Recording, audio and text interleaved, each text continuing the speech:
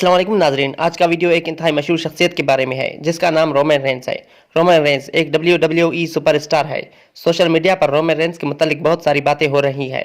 नाजरीन, कुछ दिन पहले भी हम इस टॉपिक पर बात कर चुके थे और मैंने आप लोगों को बताया था कि माइक चारी अपने ट्विटर अकाउंट पर एक ट्वीट में कह चुके हैं कि हम WWE को भी इतला कर दिया है कि कुछ दिन से रोमन रेंस कुछ अच्छा महसूस नहीं कर रहे। माइक चारी मजीद लिखते हैं, कोरोना वायरस की वजह से अपने सेहत का ख्याल रखते हुए रोमन रेंस रसलमेनिया में नहीं लड़ेंगे। रसलमेनिया में गोल्डबर्ग के साथ होने वाला मैच रोमन रेंस के अलावा अब कोई और लड़ेगा, जिसके लिए आजकल WWE कुछ स्टार्स पर मुश्तमिल राउंड मैचेस करा रहा है। याद रहे नाजरीन, रोमन रेंस को कोरोना के मुतालिक तमाम तर खबरें ना झूठी है और ना मुकम्मल तौर पर इनमें कोई सच्चाई है।